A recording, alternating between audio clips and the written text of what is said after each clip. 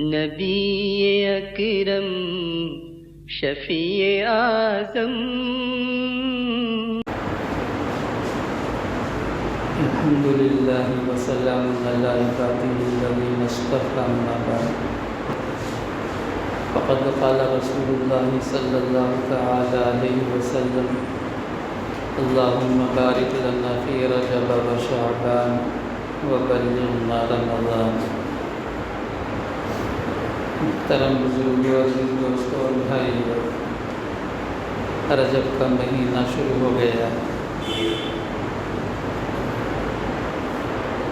حضرت رسول اللہ صلی اللہ تعالی علیہ وسلم جب بھی پہلی چاند پر نظر پڑتی کسی بھی مہینے کی تو دعا فرماتے تھے اللہم اہلہ علینا بالامن والایمان والسلامۃ والتوفیق ربی وربک اللہ۔ یہ ہر مہینے کا جب نیا چاند دیکھیں گے تو یہ دعا پڑھنا سنت ہے۔ رجب کا مہینہ آیا تو اللہ کے رسول صلی اللہ تعالی علیہ وسلم نے اس دعا کے ساتھ یہ دعا بھی فرمایا، انہیں ایک دعا کا اضافہ فرمایا۔ یہ رمضان مبارک کا چاند جب دیکھے ہیں تب نہیں فرمایا، رجب کا چاند جب نظر آیا تو اللہم بارک لنا فی رجب و شعبان وبلغنا رمضان، یہ دعا فرمائی۔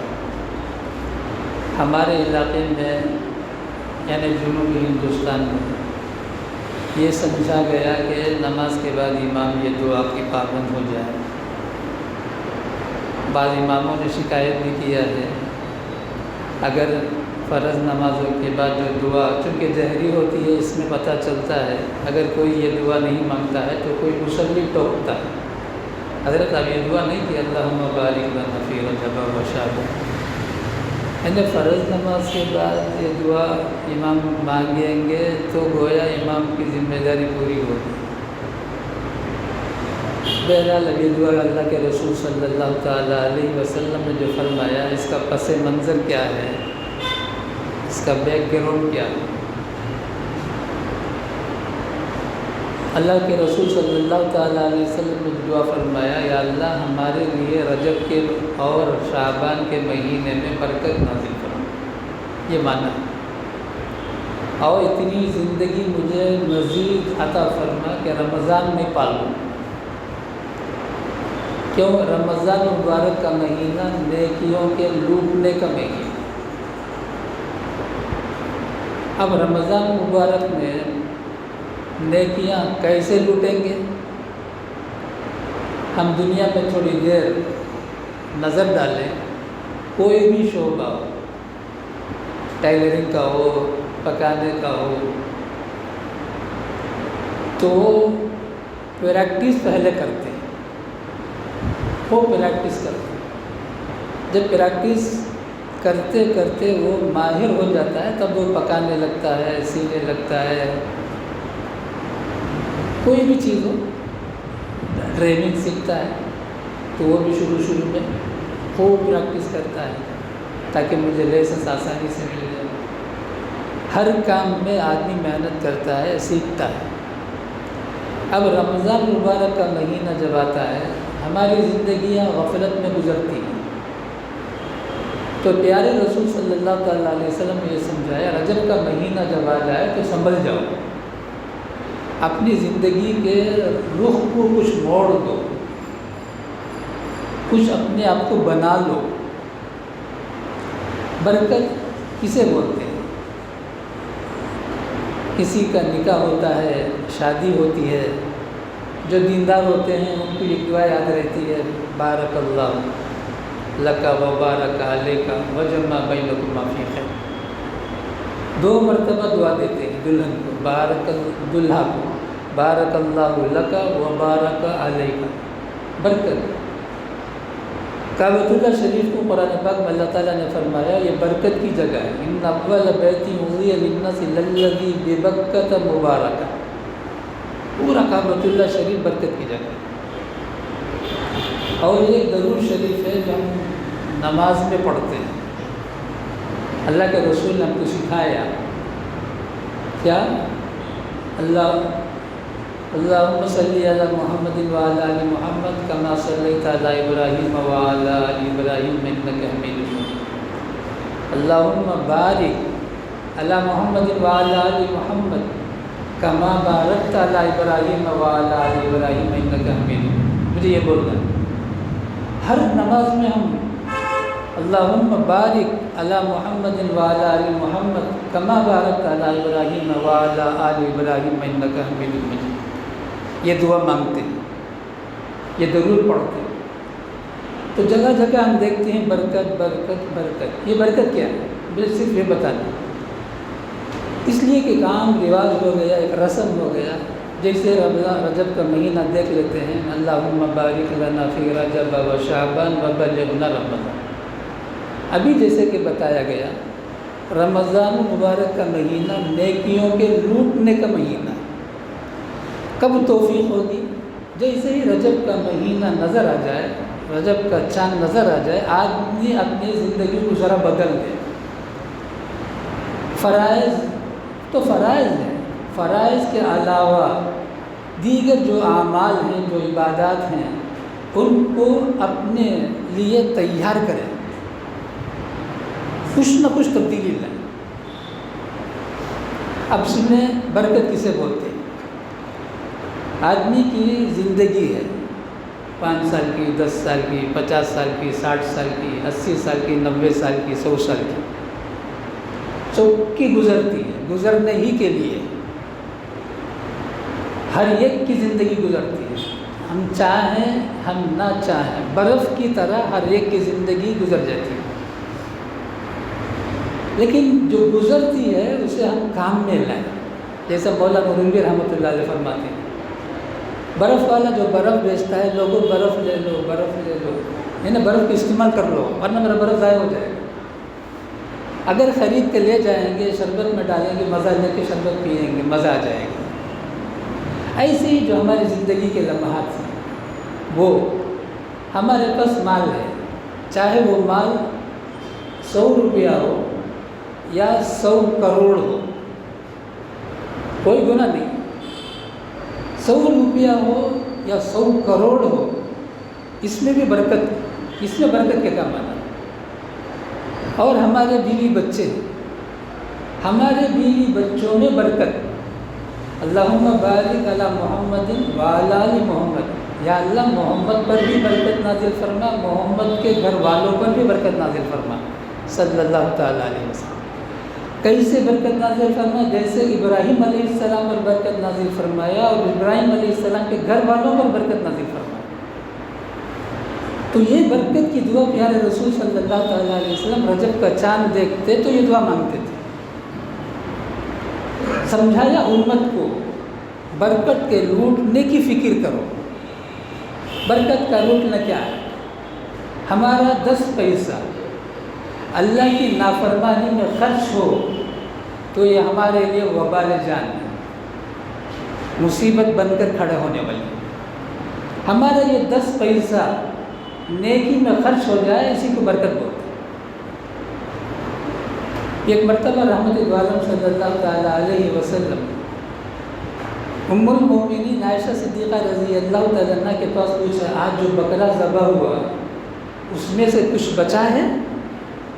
پیارے رسول صلی اللہ تعالیٰ علیہ وسلم کو ام المومنین عائشہ صدیقہ رضی اللہ تعالیٰ عنہ نے جواب دیا، جی یا رسول اللہ، یہ سول بولتے ہیں، سامنے کا جو ایک پاؤں بکرے کا 4 پاؤں ہوتے ہیں، اس میں سے سامنے کے 2 پاؤں کو ہماری زبان میں سول بولتے ہیں، حدیث میں دست بولتے ہیں، ہاتھ، 2 پاؤں کو سامنے کے ہاتھ بولتے ہیں حدیث میں۔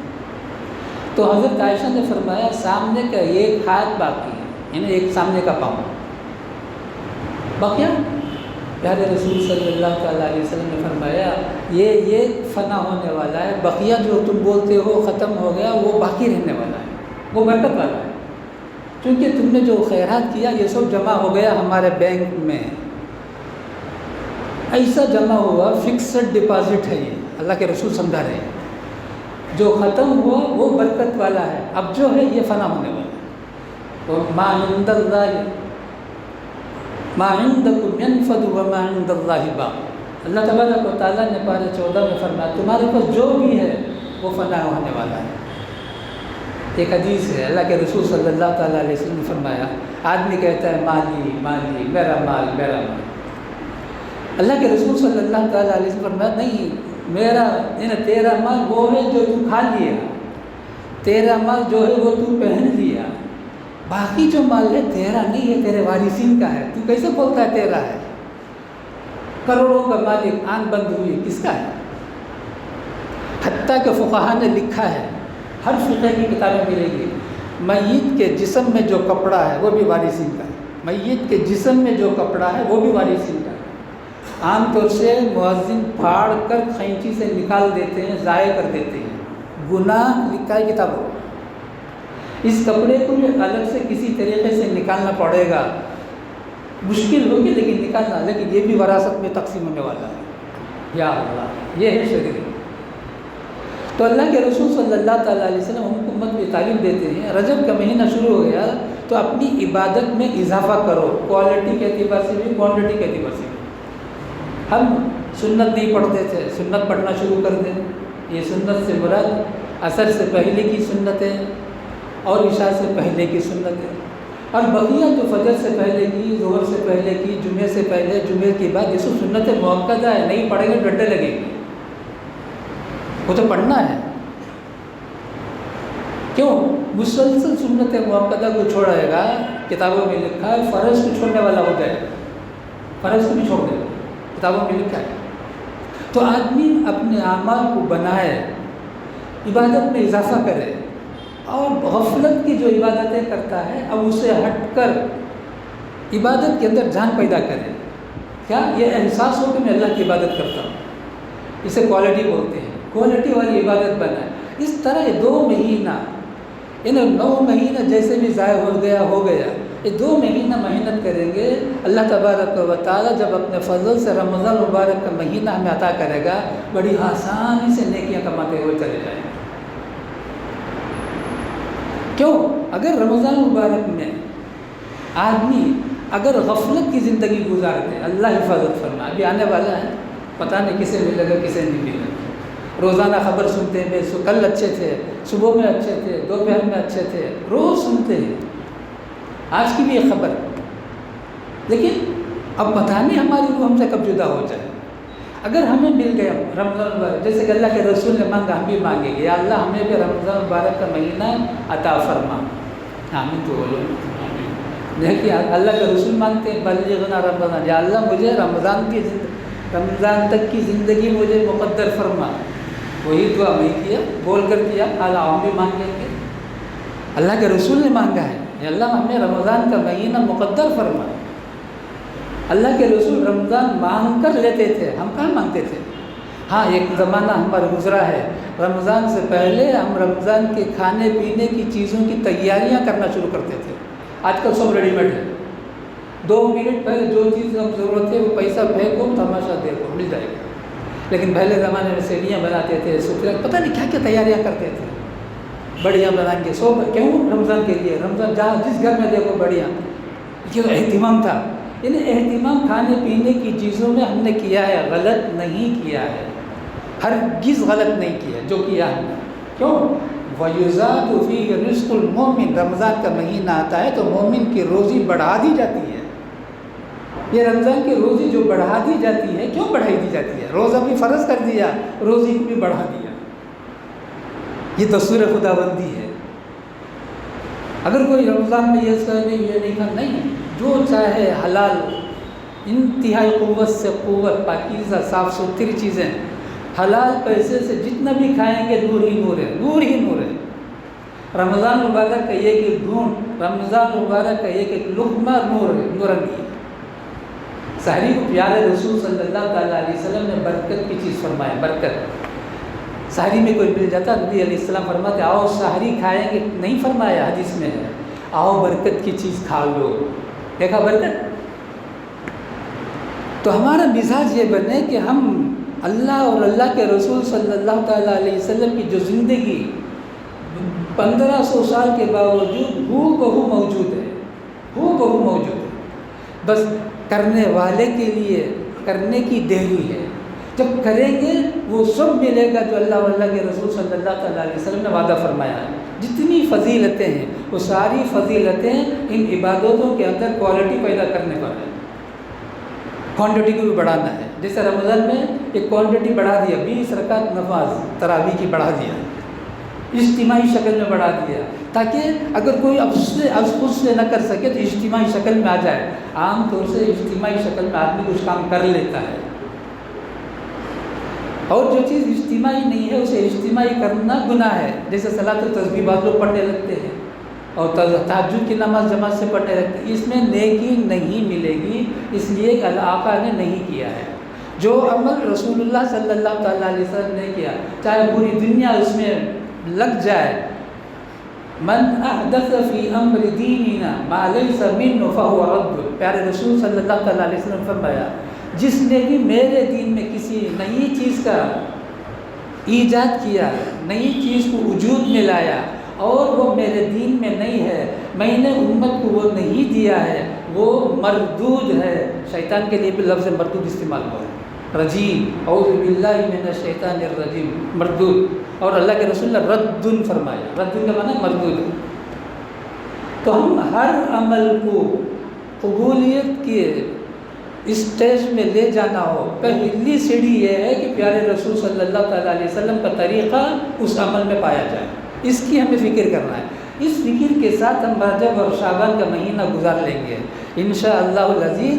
رمضان مبارک کا مہینہ ہم سے نہ ضائع ہوگا.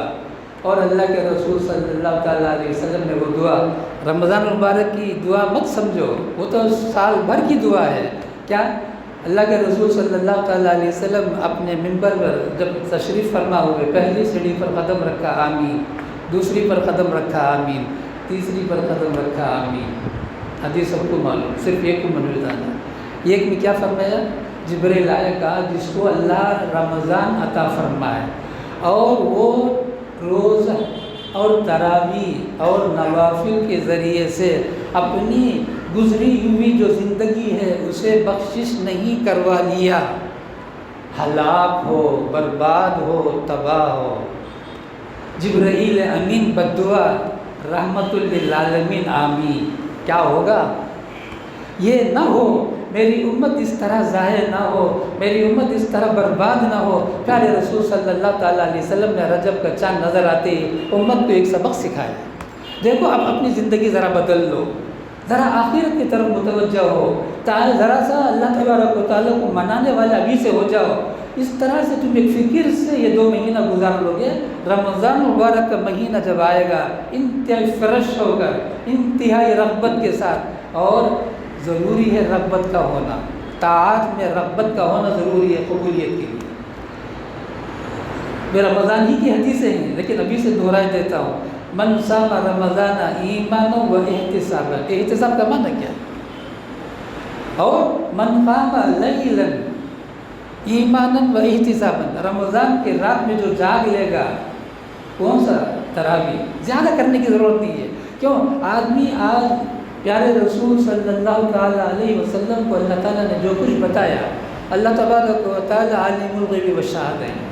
اللہ تعالیٰ خوب جانتے ہیں ایک دور امت پر ایسا بھی آئے گا، امت انتہائی غفلت کی زندگی گزارے گی، تو اس پر ایک اجتماعی عمل دے دیا جائے. کم از کم اس اجتماعی عمل میں شرکت رغبت کے ساتھ کر لیں، رغبت کے ساتھ، وہاں بھی ایمانا و احتسابا، رغبت کے ساتھ ہماری تراویح ہو جائے. لیکن آج کل ذرا الحمدللہ کم ہے کہ سب رمضان کے قریب بولنا ہے، لیکن مجھے اب جو بولنا تھا یہ اس لیے تھا کہ رجب کی قدردانی کریں اور شعبان کی قدردانی کریں، اس طرح سے کہ ہمارے عبادات میں اہتمام شروع ہو جائے. جیسے اس سے پہلے ہم گھڑی دیکھ کر نماز جاتے تھے، ویسے نہیں، اب اذان دیکھ کر نماز کو جائیں. فجر کی اذان سن لیا، مسجد کی طرف چلیں، آج سے ہمت کریں. ظہر کی اذان میں بھی مسجد کو چلیں، عصر کی اذان میں بھی مسجد کو چلیں، مغرب سے پہلے مسجد کے اندر پہنچنے کی کوشش کریں. تو یہ فرائض کا اہتمام ہو جائے گا. فرائض کا اہتمام 2 مہینہ کر لیں گے، رمضان میں انشاءاللہ کوئی نماز ہماری ضائع نہیں ہوگی. نہ ہماری تکبیر تحریمہ فوت ہوگی، نہ ہمارا صف اول فوت ہوگا، کچھ بھی نہیں ہوگا۔ اور ہم کو اللہ تعالیٰ نے جو زندگی دیا ہے عمل ہی کے دیا ہے، عمل ہی کے لیے دیا۔ عمل سے بنتی ہے جنت بھی جہنم بھی، یہ کہ خاکی اپنی نہ نوری ہے نہ ناوری۔ عمل ہی کے لیے انسان کو اللہ نے پیدا کیا، عمل کے علاوہ بولنے سننے کے لیے اللہ نے پیدا ہی نہیں کیا۔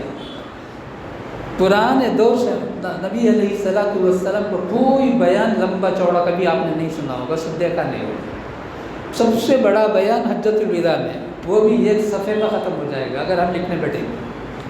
اس سے بڑا بیان نبی علیہ السلام نے کبھی کیا ہو، صحابہ نے لمبا چوڑا بیان کیا ہو نہیں، مختصر باتیں پوری زندگی انہوں نے اپنا لی، جس کی وجہ سے صحابہ میں برکت آ گئی۔ اب درود شریف میں جو ہے وہ اللہ کے رسول صلی اللہ تعالیٰ علیہ وسلم اللہم بارک علی محمد وعلی آل محمد، اللہ ہم سب کو وعلی آل محمد میں شامل فرمائے۔ تو آل محمد کا معنی نبی علیہ السلام کا خاندان، نبی علیہ السلام کی برادری، قبیلہ، اہل بیت فقط مراد نہیں ہے۔ ایک بات یاد رکھیں، اللہم بارک علی محمد وعلی آل محمد کا معنی قیامت تک کے آنے والا وہ مسلمان جو سیرت نبی صلی اللہ تعالیٰ علیہ وسلم پر اپنی زندگی گزارے گا، خود بخود آل محمد میں داخل ہوگا، خود بخود داخل ہوگا۔ اور اللہم بارک کما بارکت علی ابراہیم وعلی آل ابراہیم، جیسے ابراہیم پر برکت نازل فرمایا، ابراہیم علیہ السلام پر کیا برکت؟ ابراہیم علیہ السلام کے اولاد میں 40,000 انبیاء علیہ السلام، یہ برکت ہے۔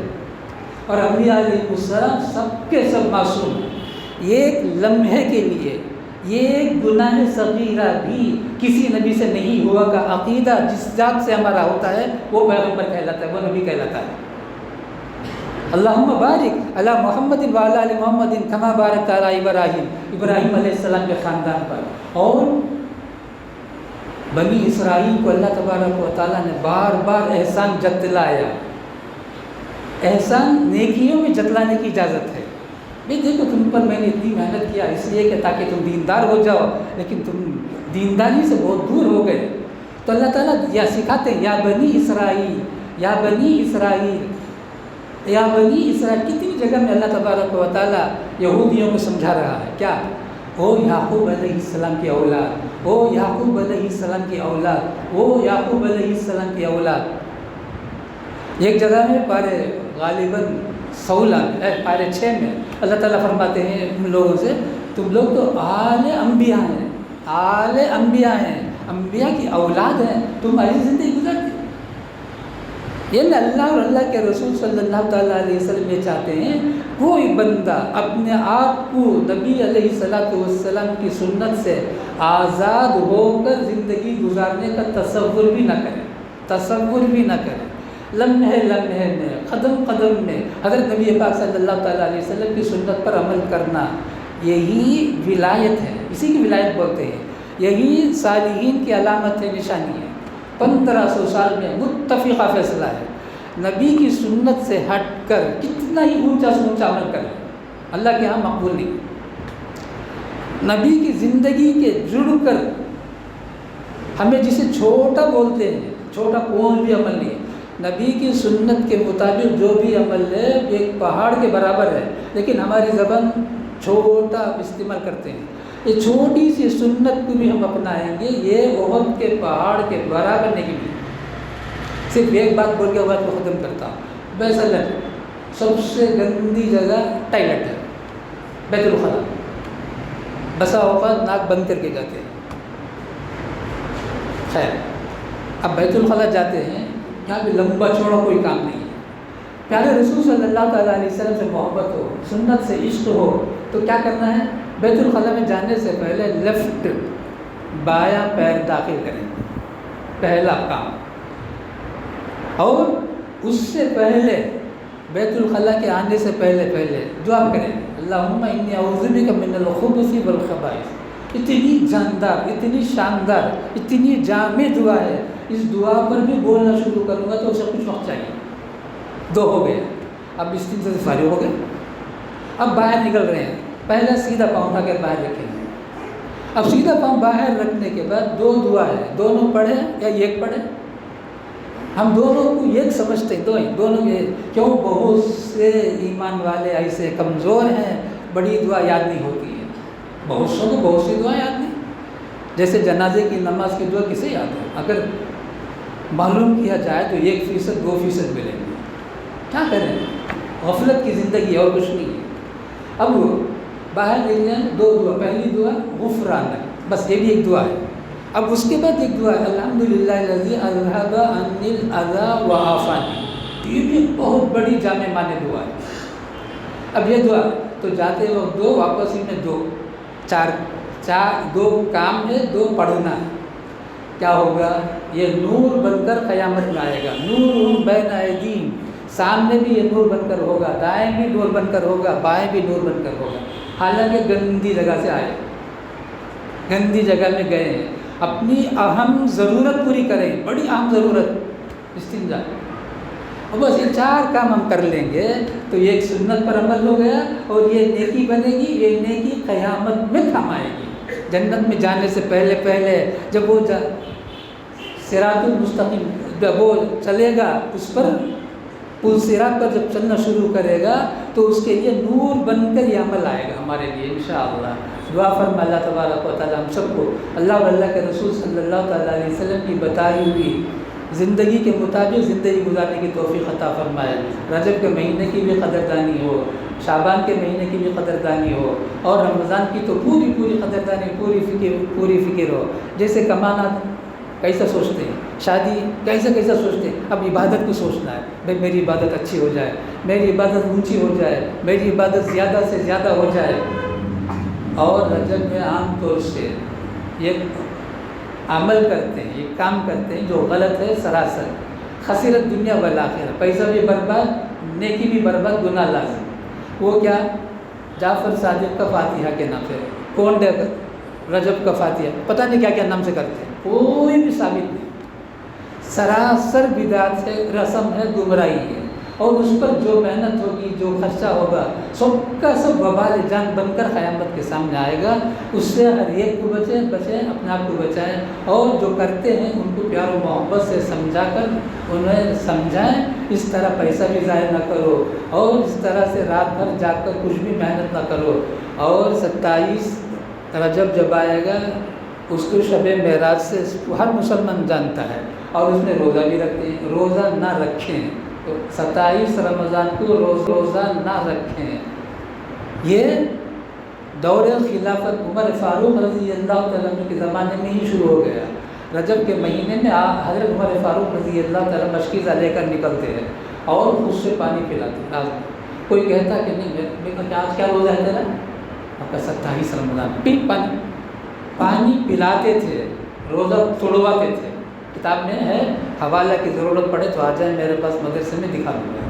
27 کا روزہ کو نیکی سمجھنا ایک گناہ، روزہ رکھنا دوسرا گناہ. اللہ ہماری حفاظت فرمائے. اولا لک فاولا، وآخر دعوانا الحمدللہ رب العالمین.